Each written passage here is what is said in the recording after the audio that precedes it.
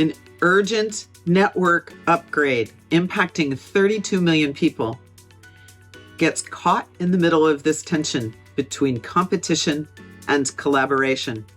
A very wise leader brought together a very diverse team from around the world, the best and the brightest, to accomplish this huge initiative. And it wasn't working.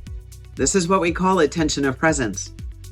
A little bit of competition, it's a good thing. It makes us alert. We're paying attention. We're looking for opportunities. We're putting ourselves in the place of best potential. And yet, no one person can see everything. We must have collaboration.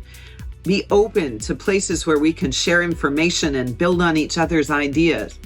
Too much competition, we withhold information.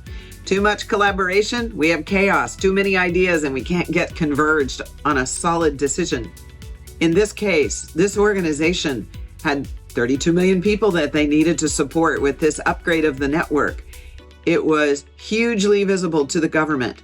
And here's the thing, all of these people on this team were expats. They could be fired tomorrow and sent back to their home country.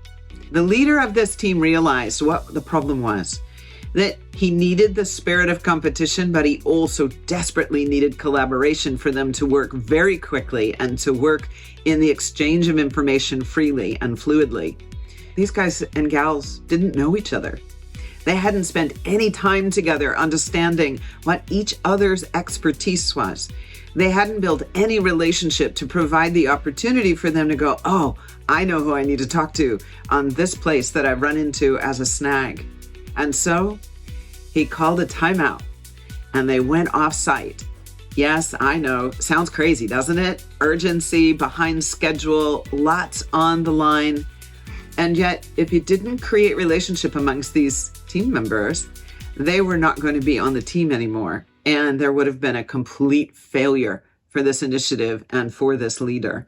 The stakes were high.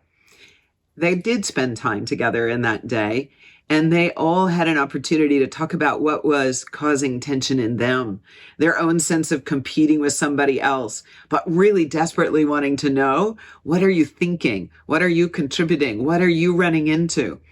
When they finally told the truth to each other about each of their respective doubts and uncertainties, the air cleared immediately.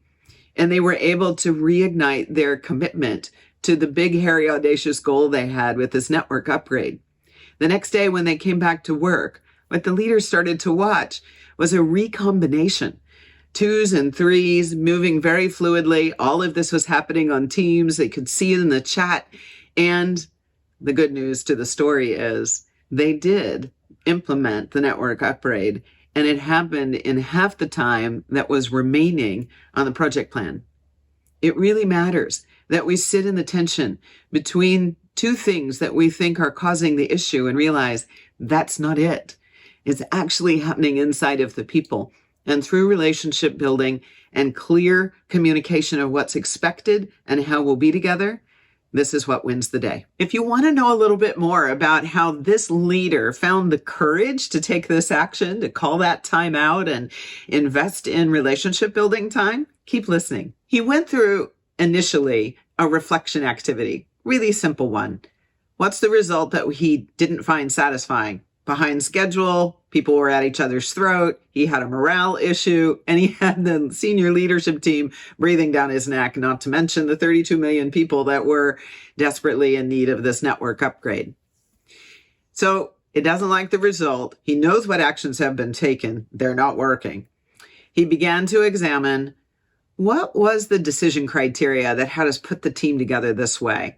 And he realized that they didn't have the talent density in the organization to set up this team correctly. They desperately needed outside players who had deep expertise in this new technology they were bringing forward. Now, notice in that he also realized he had an assumption, a belief about the current workforce. It too turned out to be faulty, but that was what they were operating under. They didn't have the right people inside the organization. They'd have to go outside. And they were aware that going outside was going to carry the burden of having people who were expats and how do we get them into the workplace climate and into the culture? Well, we won't do that. We'll give them a really tight box to be in. They'll have their own workspace. We won't worry about onboarding them to the organization because the timeline is too tight. We just need to execute. Well, the combination of those three things helped reveal to this leader that was some faulty thinking. They let the desire to get to the goal get in the way of thinking through the consequences, unintended though they may be. And what is that reflection activity? This is the second part of working with attention of presence, often skipped, but a really valuable moment of deeper reflection. Call it a second round. The first round just helped identify the symptoms they were looking at and maybe a little bit of clues about what might have been motivating the decision making. In round two, we begin to consider what are the habits we have for how we construct work teams and how we establish what we think the timelines are and how they're going to interface with the organization. What are our preferences? What's our go-to thing that we don't even think about? It's in the definition of this has always worked before, so I'm going to do it again. Not quite a habit, but clearly something that keeps us from examining what's different about this initiative that I might want to consider. Assumptions. Yes, we all know the story about assumptions, and yet we use them. Why? Because it's part of our discernment. We think things through. We're doing it from, here's the fourth bit, our bias. We have a confirmation bias to the people that we have always gone to because they're trusted to deliver. They've got the perseverance and the commitment to cross the finish line. Only maybe they don't quite have enough of the technical skill we're looking for, don't quite have enough of the collaboration skill we're looking for. But we overlook it out of the confirmation bias, out of our preference and assumption and habits. This was true for this leader. He also listened to the human resource business partners who said, oh yeah, we've got the right people for you. You want to get these folks in. They've been sitting on a bench that we've been curating of expats who have deep expertise because our training programs aren't getting our people up to speed quickly enough. Well, the first thing the leader was thinking about was, I listened to HR. I didn't listen to my technical colleagues here in the IT department to say, do we really not have the bench? What would be the benefit of having somebody who is internal, who maybe hasn't had an opportunity yet, but they're showing all the evidence necessary that they are up to speed on the technology that we're implementing here?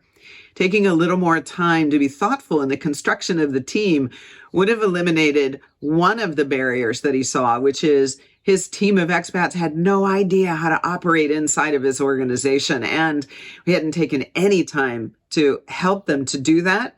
And so it actually amped up the competition and reduced the collaboration, rather than bringing those two into some ratio that would be a bit more harmonizing. Another thing that he recognized was that there was a desire to have the team work very quickly at the consequence of paying attention to where some of the likely technology hiccups were going to be. They hadn't spent any time really examining what could break here. Because all of the team members were competing to bring their point of view into the team, none of them had a shared purpose around seeing all the ways they could break it. Sort of like they needed to hack the thing they were getting ready to implement. But if you're competing to get airtime and visibility and credibility with your colleagues, you're not going to try to break anything. You want your thing to work perfectly. Again, not enough collaboration, way too much competition. As he continued to walk through this reflection, step number 3 in this is, now what do I do about it? Now that I see more clearly where my own limited thinking has put us into this position, how do I open up my thinking and reconstruct this initiative? And this awareness that they had no relationship with each other, this was the first place that he started. Because what he realized is their competitive spirit wanted to win. Every single one of them, they wanted this project to be successful and to be part of their portfolio on the other side of the implementation. So he appealed to their competition, but said the only way to win is together. And he laid out what collaboration could look like. And through the day, when they were building relationships with each other, they reconstructed the project.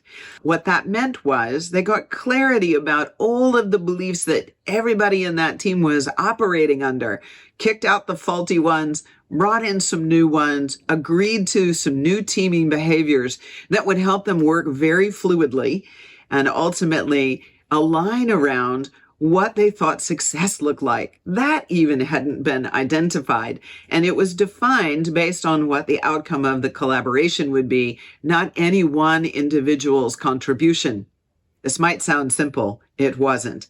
And it required that the leader be available to hear from every member of this team and together to reconstruct. This wasn't about, I know the right way and it's the only way. This was, I don't know the right way without the benefit of all of your points of view, nor do any of you know the one right way. We are going to reconstruct together. That was elevating collaboration. And as a result, they were successful. I, of course, have given you now one story to start to understand how to work with attention and presence through this 3-step reflection process. Depending on when you're listening to this video, we have either a live event for you to hear another global leader tell a slightly different story and to interact with her in your own story. What's a thorny problem you're working on right now that you'd like to have a little different answer for? And if it's later, you get the recording and you can join us for the next one after that. Or listen to the entire series and really get the integration of the 3-step reflection process to help you solve any thorny problem that shows up through these tensions of presence. Click the link below to register or get access to that recording and the tool.